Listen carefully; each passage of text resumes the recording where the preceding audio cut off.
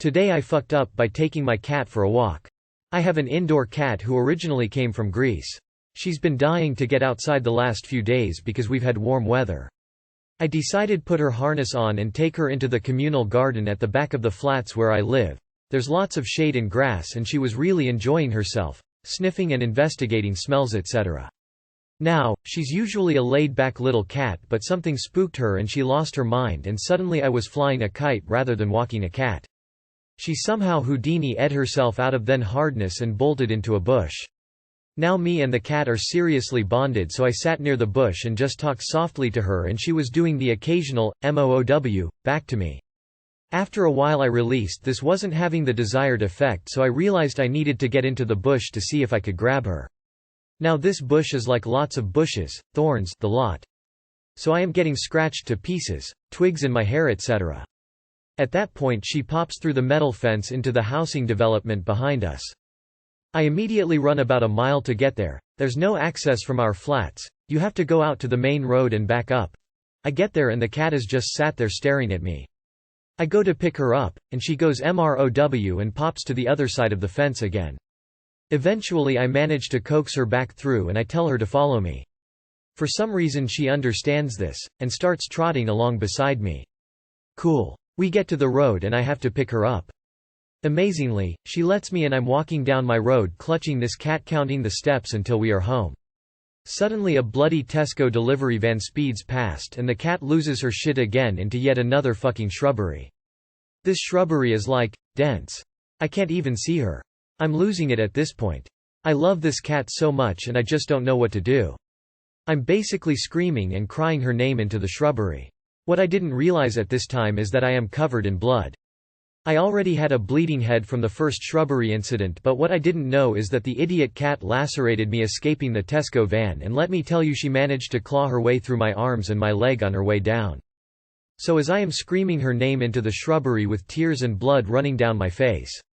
My arms have blood on them and my leg is literally dripping with blood and neighbors have started to gather. Also, I should probably mention her name as Rat. I should also mention she chose the one shrubbery with a fucking underground wasp's nest in it and just to really rub it in a wasp just flies straight at my arm and stings me. Which leads me to shout, just fuck off bush. So basically the neighbors, including some groups on their balconies witnessed a mad woman wearing a white t-shirt covered in blood, with bits of tree in her hair shouting and crying, rat, repeatedly at a bush before swearing at it. Anyway, I did eventually manage to sweet-talk the cat out of the shrubbery and get her back upstairs. She is fine. We are not talking though. TLDR. Took my cat for a walk, she got spooked and escaped twice and after much blood and injury seen by my neighbors I am in shame.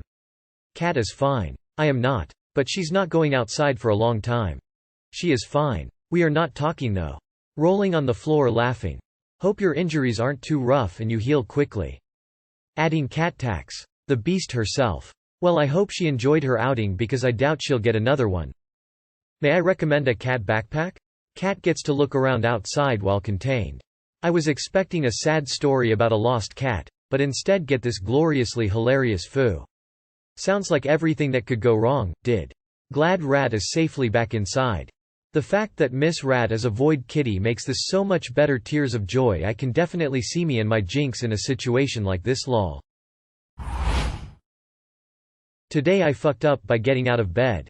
Well, title is fairly self-explanatory. I got out of bed at roughly 3 in the morning 2 weeks ago to go the toilet and either getting out of bed or rolling over to go to the toilet I managed to dislocate my kneecap. Yep, getting out of bed.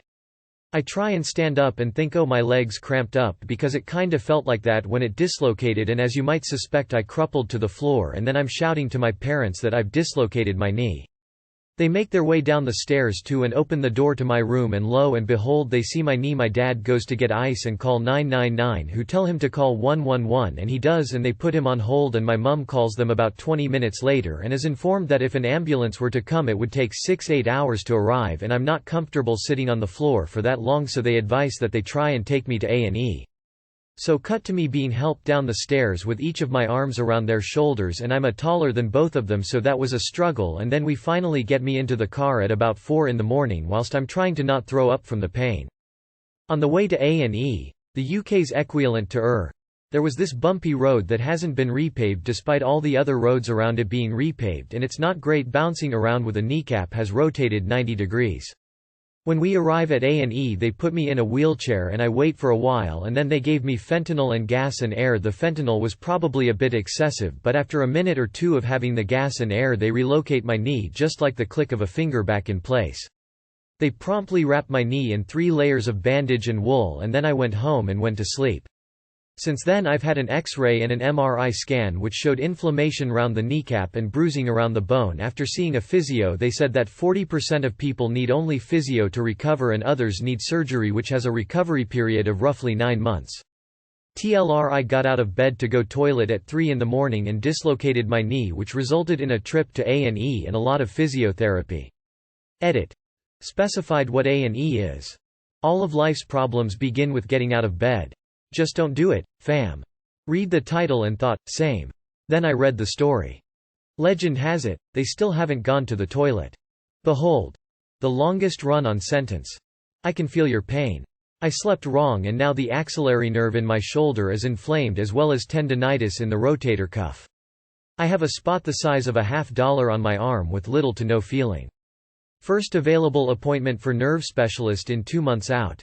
Cortisone shots and 6-8 weeks physical therapy for just the tendinitis. We'll see what the future holds for the nerve.